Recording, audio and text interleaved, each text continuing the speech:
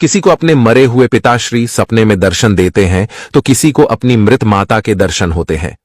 शायद आपने भी सपने में मृत परिजनों को अवश्य देखा होगा, लेकिन सुबह उठने के बाद आप उस सपने को दुर्लक्ष्य कर देते हैं। क्या अपने मन में कभी ऐसा विचार आया कि आपको ऐसा सपना क्यों दिखाई दिया? इस सपने का अर्थ क्या हो सकता है?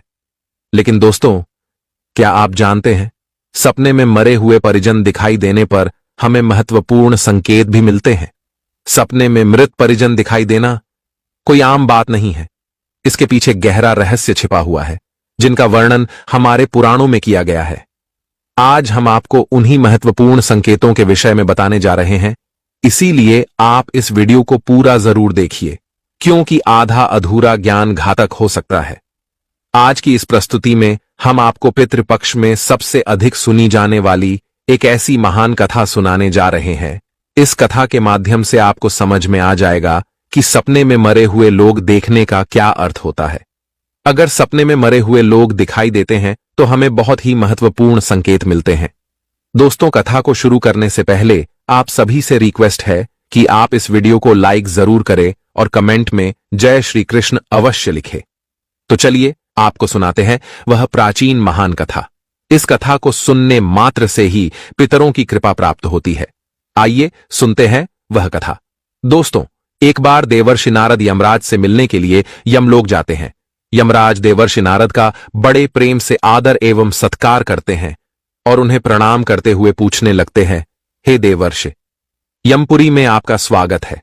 आपके दर्शन से आज मैं धन्य हुआ और आपके चरण पड़ने से यमपुरी की शोभा बढ़ गई है।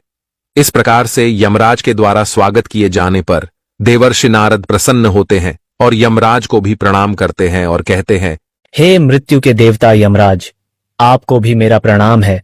आपके आदर सत्कार से हम अत्यंत प्रसन्न हुए।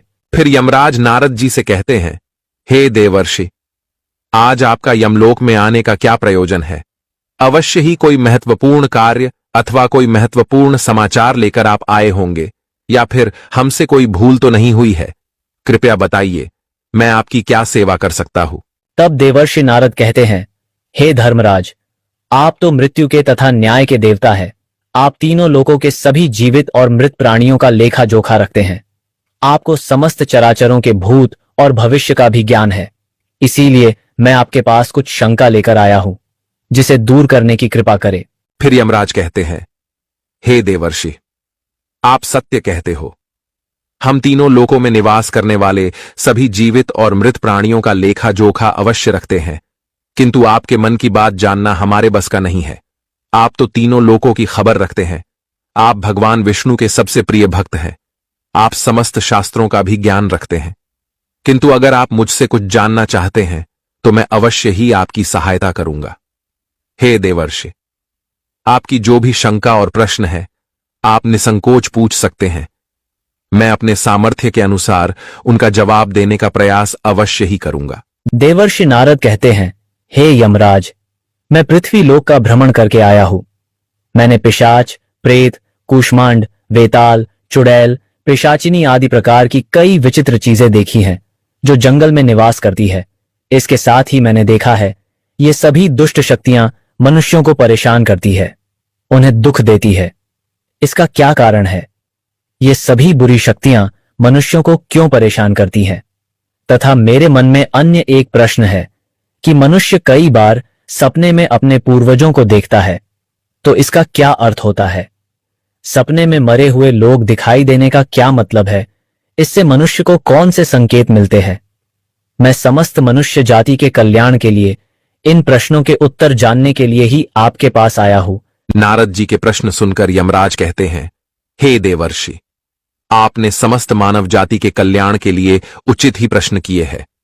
मैं आपको इन सभी प्रश्नों के उत्तर अवश्य देता हूं, किंतु उससे पहले मैं आपको एक अत्यंत पवित्र कथा सुनाता हूं। इस कथा में आपको सभी प्रश्नों के उत्तर मिल जाएंगे। आप इस कथा को ध्यान से अवश्य सुने। जो भी मनुष्य इस कथा का श्रवण करता है, मैं उसके 32 अपराध माफ करता हूं। तब नारद जी कहते हैं, हे धर्मराज, आप मुझे वह महान कथा सुनाइए, मैं इसे ध्यान से सुनूंगा। तो दोस्तों, फिर यमराज देवर्षि नारद को यह महान कथा सुनाते हैं। तो चलिए आपको वह कथा सुनाते हैं। आप सभी इस कथा को ध्यान से सुनिए। एक समय की बात है, मध्य देश में एक अत्यंत शोभायमान नगरी थी, जहां पर एक सेठ अपने 4 भाइयों के साथ निवास करता था। उस सेठ का नाम धर्मण था। उसके 4 भाई सुमन, नंदन, विरचन और विभान थे। सेठ और उसके सभी भाइयों का विवाह हो चुका था और सभी बड़े प्रेम के साथ एक दूसरे के साथ रहते थे। सेठ के पास किसी चीज की कोई कमी नहीं थी। वह और उसके भाई बहुत मेहनती थे और मिलजुल कर व्यापार और खेती करते थे। पूरे नगर में सेठ के जितना कोई धनवान नहीं था। यह सारी संपत्ति सेठ को उसके पूर्वजों से ही प्राप्त हुई थी। सेठ के पूर्वज महादानी और दयावान थे। वे सभी दान धर्म तथा अनेक प्रकार के यज्ञ, हवन आदि धार्मिक कार्य किया करते थे। किंतु सेठ कंजूस स्वभाव का था और उसके अंदर पूर्वजों के लक्षण नहीं थे। सेठ न दान धर्म करता और न ही यज्ञ तथा हवन आदि कार्य करता था। सेठ ने धन तो बहुत इकट्ठा किया था, किंतु उसने कभी अपने धन का सदुपयोग नहीं किया। उसने कभी किसी को फूटी कौड़ी भी दान में नहीं दी और ना ही उसने कभी दूसरों को भोजन कराया। सेठ के पूर्वज तो मंदिरों में भंडारा दिया करते थे, गरीबों को वस्त्र तथा अन्न का दान किया करते थे, लेकिन सेठ ने अपने पूर्वजों का कभी अनुसरण नहीं किया। वह हमेशा ही धन कमाने में और धन का संचय करने में लगा रहता था, जिससे उसके पास बहुत सारी धन संपत्ति तो हो गई, लेकिन उसके पूर्वज उससे बहुत दुखी और नाराज हो गए। फिर पितृपक्ष आया। पितृपक्ष में सभी पूर्वज अपने पुत्रों के द्वारा श्राद्ध और तर्पण की अपेक्षा कर रहे थे, किंतु उनके किसी भी पुत्र ने अपने पूर्वजों के लिए न श्राद्ध किया और न ही तर्पण किया। उन्होंने न दान धर्म किया और न ही किसी भूखे प्राणी को भोजन कराया। अपने पुत्रों को ऐसी दुष्टता देखकर सभी पितृगण अत्यंत दुखी हुए। सेठ के पूर्वजों को अपने पुत्र का व्यवहार ठीक नहीं लगता था। इसी कारण से वे पितृलोक में भी दुखी ही रहा करते थे। धन कमाने के लालच में सेठ इतना उन्मत्त हो गया कि वह अपने पूर्वजों को भी भूल गया और उसने अपने पूर्वजों का श्राद्ध तथा तर्पण आदि कार्य करना भी बंद कर दिया, जिससे उसके पूर्वजों की आत्मा की तृप्ति नहीं होती थी। वे अपने पुत्र के ऐसे व्यवहार से दुखी रहने लगे। फिर एक दिन उस सेठ के पूर्वज चर्चा करते हैं। वे एक दूसरे से कहने लगते हैं, हमारा बड़ा ही दुर्भाग्य है जो हमारे कुल में इतने स्वार्थी और लालची पुत्रों का जन्म हुआ है। हमारे पुत्र न हमारे लिए श्राद्ध करते हैं और न ही दान धर्म करते हैं। हमारे पुत्रों के कुकर्मों के कारण हमारा पतन हो रहा है। इस प्रकार से विचार करके वे सभी पितृ अपने पुत्रों से मिलने के लिए जाने के विषय में सोचने लगते हैं और कहते हैं, हमें यमराज के पास जाना चाहिए। अब वे ही हमारी इस समस्या का समाधान कर सकते हैं। हम सभी यमराज के पास जाकर उनसे हमारे पुत्रों को मिलने के लिए जाने की अनुमति मांगेंगे। फिर सभी पितृगण आकाश मार्ग से उड़ते हुए पितृलोक से यमलोक में यमराज के पास जाते हैं। वहां पर जाकर वे सभी यमराज को नमस्कार करते हैं। पितृगणों को यमपुरी में आया हुआ देखकर यमराज भी उनका स्वागत करते हैं और उनके आने का कारण पूछते हैं। तब सभी पितृ हाथ जोड़कर अपना दुख बताने लगते हैं। वे सभी पितृ यमराज से कहते हैं, हे धर्मराज, हमारे पुत्रों की मति भ्रष्ट हो गई है। हमारे पुत्र न दान करते हैं और न श्राद्ध और तर्पण करते हैं। उनके अशुभ आचरण से हमारा पतन हो रहा है। वे कभी दान धर्म नहीं करते हैं, जिस कारण से हमारी संतुष्टि नहीं हो रही है। कृपया आप हमें हमारे पुत्रों से मिलने के लिए एक बार जाने दे। हम हमारे पुत्रों को समझाकर लौट आएंगे। उन्हें शास्त्रों का ज्ञान देकर फिर से यमलोक लौट आएंगे। तब यमराज ने उन्हें आज्ञा देते हुए कहा, हे महात्माओं, तुम अपने पुत्र को मिलने के लिए तो नहीं जा सकते, किंतु तुम अपने पुत्र को स्वप्न के माध्यम से संकेत अवश्य दे सकते हो। इसीलिए आप सभी अपने पुत्रों को उनके सपने में जाकर संकेत देकर उन्हें अपना दुख समझा सकते हैं। फिर वे सभी पितृ इस बात पर सहमत हो जाते हैं और एक एक करके अपने सभी पुत्रों के सपनों में जाकर उन्हें दर्शन देते हैं। सबसे पहले वे अपने बड़े पुत्र के अर्थात उस सेठ धर्मण के सपने में उसे दर्शन देते हैं और उसे संकेत देते हैं, किंतु उनका बड़ा पुत्र उनके संकेतों को समझ नहीं पाता है। दूसरे दिन जागने पर वह उस सपने को भूल जाता है और अपने पितरों के द्वारा दिए गए संकेतों को भी नजरअंदाज कर देता है। इससे वे सभी पितृगण फिर से निराश हो जाते हैं और फिर सभी पितृगण अन्य पुत्रों के सपनों में जाकर भी उन्हें दर्शन देने लगते हैं तथा उन्हें अनेक प्रकार के संकेत भी देते हैं, लेकिन उनके बाकी पुत्र भी उन संकेतों को दुर्लक्ष्य कर देते हैं कोई भी अपने पूर्वजों के द्वारा बताए हुए संकेतों को समझ नहीं पाता है, जिससे सभी पितृगण अत्यंत दुखी और नाराज हो जाते हैं। सेठ और उसके भाई धन कमाने के लालच में पूरी तरह अंधे हो चुके थे। उन्हें पूर्वजों के प्राप्त द्वारा दिव्य संकेतों का महत्व कुछ भी नहीं लगता था। किंतु पितरों के स्वप्न में दर्शन देने के कुछ ही दिनों के बाद उस सेठ को व्यापार में नुकसान उठाना पड़ता है। उसे व्यापार में बहुत ज्यादा घाटा होने लगता है, जिससे उसकी सारी धन संपत्ति नष्ट हो जाती है। सभी भाइयों में वाद विवाद और लड़ाई झगड़े होने लगते हैं। पूर्वजों द्वारा जमा की हुई सारी जमीन जायदाद को वे बेच डालते हैं और पूरी तरह से बर्बाद हो जाते हैं। सभी भाई एक दूसरे से अलग हो जाते हैं और अपना अपना पेट पालने में लग जाते हैं। उधर स्वर्गलोक में पितरों को अपने पुत्रों की ऐसी दुर्गति देखकर बहुत पीड़ा होने लगती है। सभी पितृगण अत्यंत दुखी और उदास हो जाते हैं। फिर से वे सभी यमराज के पास जाते हैं और कहने लगते हैं, हे धर्मराज, हमसे हमारे पुत्रों की ऐसी दुर्गति नहीं देखी जाती है। हमारे द्वारा किए गए सभी पुण्य कर्मों को हमारे पुत्रों ने नष्ट कर डाला है। कृपया आप कुछ ऐसा उपाय करें जिससे हमारे पुत्रों को उनकी भूल का पता चल जाए। फिर यमराज उन पितरों से कहते हैं, हे महात्माओं, तुम्हारी इस व्यथा को मैं समझता हूं। मैं तुम्हारी अवश्य ही सहायता करूंगा। मैं स्वयं तुम्हारे पुत्रों के पास जाकर उन्हें उनकी भूल के बारे में बताता हूं। फिर दोस्तों, यमराज अपने भैंसे पर सवार होकर पृथ्वी लोक पर आते हैं और उस सेठ के घर की तरफ जाने लगते हैं।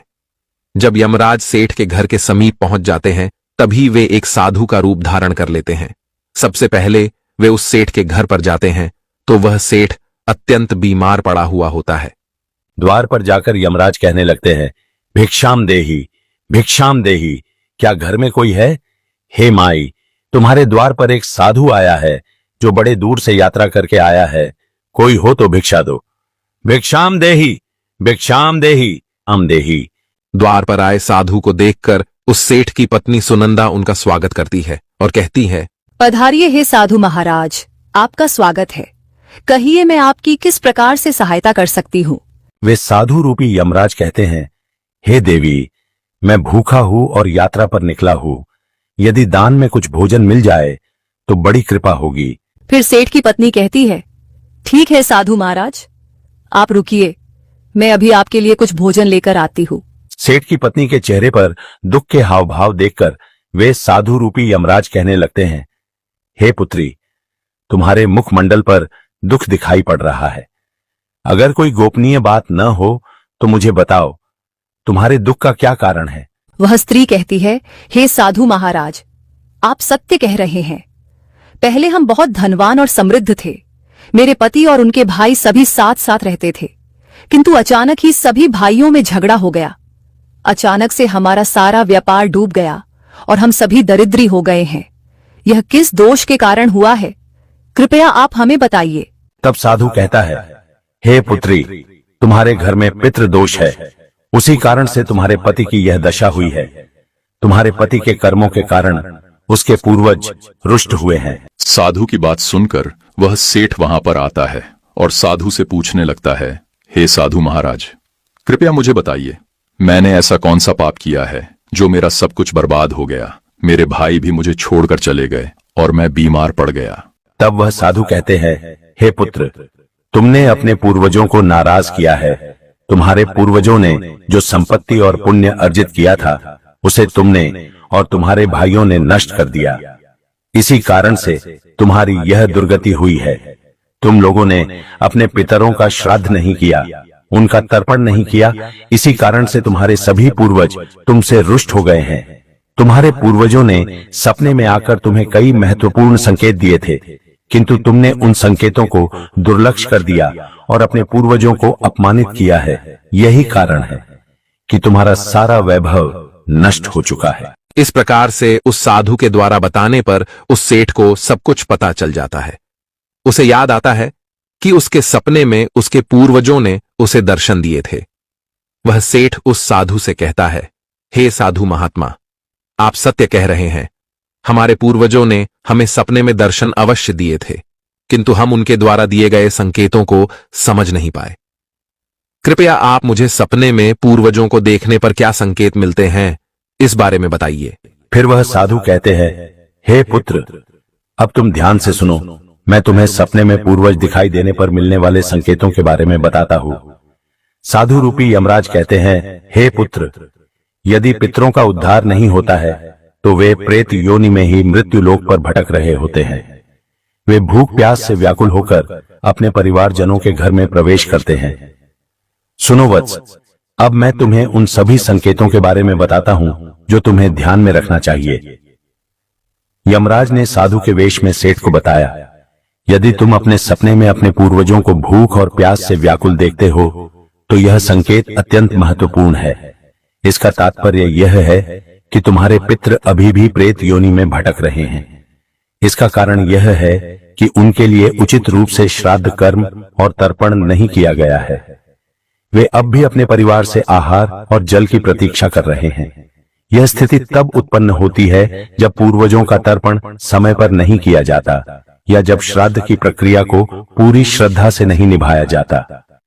तुम्हारे पूर्वज स्वप्न के माध्यम से अपनी पीड़ा व्यक्त कर रहे हैं ताकि तुम उनकी स्थिति को समझो और उनके लिए आवश्यक धार्मिक अनुष्ठान कर सको। इस समस्या का समाधान यही है कि अपने पितरों के लिए विधि पूर्वक श्राद्ध कर्म और तर्पण किया जाए। सेठ को और स्पष्ट करते हुए यमराज बोले, अगर तुम्हें अपने सपने में मृत पूर्वज जंजीरों में बंधे हुए दिखाई देते हैं तो यह अत्यंत चिंता का विषय है। यह संकेत इस बात का प्रतीक है कि तुम्हारे पितृ किसी बंधन में हैं और उन्हें मुक्ति नहीं मिल पाई है। यह स्थिति तब उत्पन्न होती है जब उनके श्राद्ध या तर्पण समय पर नहीं किए जाते या उनके लिए आवश्यक धार्मिक कृत्य अधूरे रहते हैं। यह दर्शाता है कि पितरों की मुक्ति में बाधाएं उत्पन्न हो रही हैं। इस समस्या का समाधान भी यही है कि तुम दान, श्राद्ध और तर्पण का आयोजन करो ताकि पितरों की आत्मा को शांति मिल सके और वे अपने बंधनों से मुक्त हो सकें। यमराज ने गंभीरता से कहा, अगर तुम्हारे पूर्वज सपने में मैले और फटे पुराने वस्त्र पहने हुए दिखाई दें तो यह अत्यंत अशुभ संकेत है। यह इस बात का प्रतीक है कि तुम्हारे पितृ अत्यधिक दुखी और पीड़ित हैं।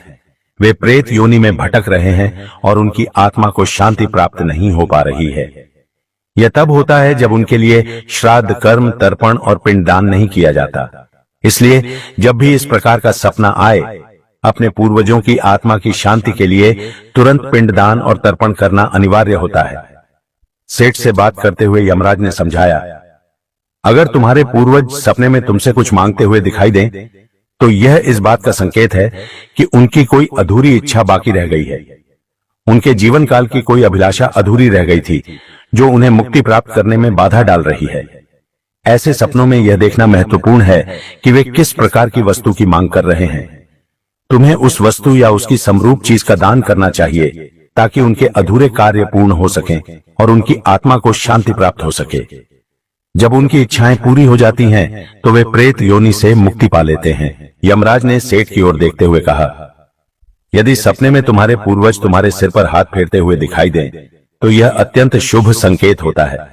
इसका अर्थ यह है कि तुम्हारे पूर्वज तुमसे अत्यधिक प्रसन्न हैं और तुम्हें अपना आशीर्वाद दे रहे हैं। ऐसे सपने इस बात का प्रतीक होते हैं कि तुम्हारे जीवन में कुछ अच्छा होने वाला है और तुम्हारे पूर्वज सदैव तुम्हारे साथ रहकर तुम्हारी रक्षा कर रहे हैं। यह संकेत तुम्हारे पितरों की प्रसन्नता का प्रतीक है जो उनके आशीर्वाद के रूप में प्रकट हो रहा है। यमराज ने समझाया, अगर तुम्हारे पूर्वज सपने में तुम्हारी ओर हाथ बढ़ाते हुए दिखाई दें तो यह अत्यंत शुभ संकेत है। इसका अर्थ यह है कि तुम्हारे पितृ तुम्हारे प्रयासों से संतुष्ट हैं और तुम्हें जीवन में सफलता मिलेगी। ऐसे सपने दिखना यह दर्शाता है कि तुम्हारे पितृ तुम्हारे साथ हैं और वे तुम्हारी उन्नति और सफलता के लिए आशीर्वाद दे रहे हैं। इस प्रकार के सपने आने पर तुम्हें यह सुनिश्चित करना चाहिए कि तुम सही मार्ग पर चल रहे हो। यमराज ने चिंतित स्वर में कहा, यदि सपने में तुम्हारे पूर्वज अचानक अदृश्य हो जाते हैं तो यह एक अशुभ संकेत होता है।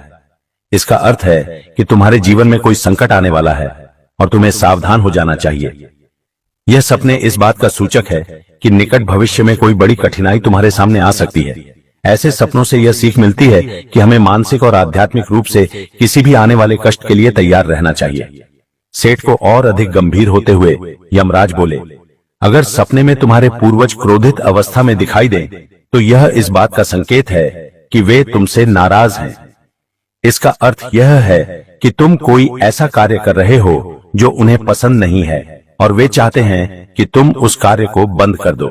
यह एक चेतावनी है कि तुम्हारे कर्मों में कोई कमी है और तुम्हें अपने मार्ग पर विचार करना चाहिए। इस प्रकार का सपना आने पर तुम्हें अपने कार्यों की समीक्षा करनी चाहिए और सही मार्ग पर चलने का प्रयास करना चाहिए। यमराज ने दुख भरे स्वर में कहा, अगर तुम अपने सपने में अपने पूर्वजों को रोते हुए देखो तो यह अत्यंत अशुभ संकेत है। यह इस बात का प्रतीक है कि तुम्हारे जीवन में कोई बड़ा संकट आने वाला है और तुम्हारे पूर्वज उस संकट से बहुत दुखी हैं। ये सपने इस बात की चेतावनी देते हैं कि तुम्हें सतर्क हो जाना चाहिए और ईश्वर की भक्ति में मन लगाना चाहिए ताकि उस संकट से तुम्हारी रक्षा हो सके।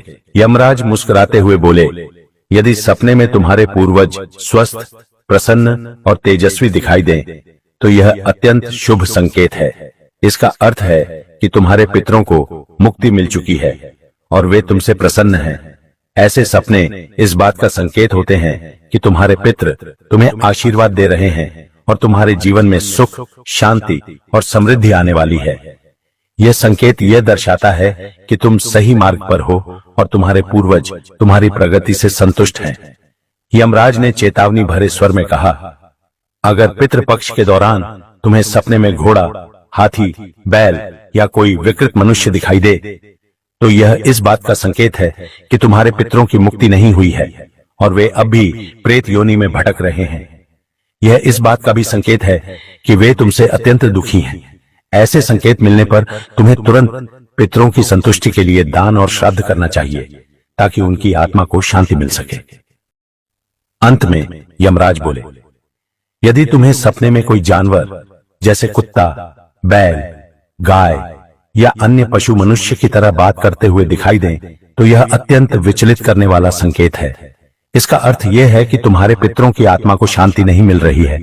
यह इस बात का संकेत है कि तुमने उनके लिए आवश्यक धार्मिक कृत्य अधूरे छोड़े हैं। इस स्थिति में तुम्हें तर्पण, पिंडदान या अन्य धार्मिक अनुष्ठान करके अपने पितरों की आत्मा की शांति के लिए प्रार्थना करनी चाहिए। तब वह साधु कहता है, हे पुत्र, यदि तुम्हें भी इस प्रकार के सपने दिखाई पड़े हैं, तो तुम्हें अपने पूर्वजों को प्रसन्न करने के लिए दान, धर्म, तर्पण, श्राद्ध आदि कर्म करने चाहिए, जिससे तुम्हारे सभी कष्ट दूर होंगे। उस साधु की बात सुनकर उस सेठ को अपनी गलती का एहसास हो जाता है और वह तुरंत ही अपने भाइयों के पास जाता है और उन्हें साधु के द्वारा बताई हुई बात बता देता है। फिर सभी भाइयों को समझ में आ जाता है कि उनके पूर्वज उन्हें सपने में आकर संकेत दे रहे थे। फिर वे सभी भाई मिलकर नदी के तट पर जाते हैं और अपने पूर्वजों के लिए श्राद्ध, तर्पण, दान, धर्म आदि कार्य करते हैं और अपने पितरों को संतुष्ट करते हैं।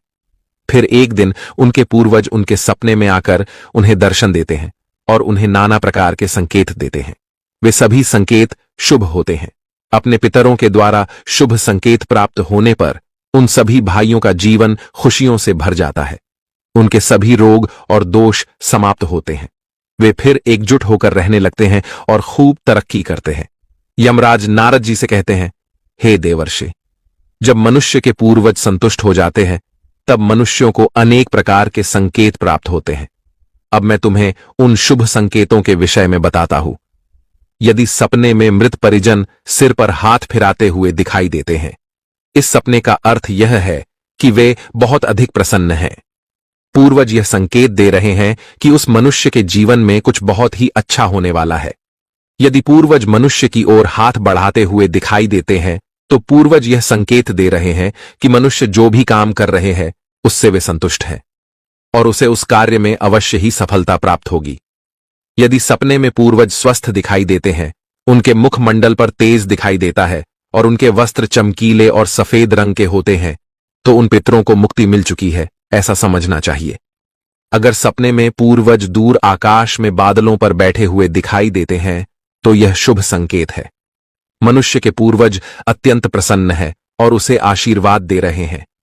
इस प्रकार से उन सभी भाइयों को पूर्वजों के द्वारा शुभ संकेत प्राप्त होते हैं और उनका खोया हुआ सारा धन और संपत्ति उन्हें वापस मिल जाते हैं और सभी भाई मिलजुल कर एक साथ रहने लगते हैं और सुखपूर्वक 100 वर्षों तक जीवन व्यतीत करके दिव्य विमानों में बैठकर पितृलोक चले जाते हैं।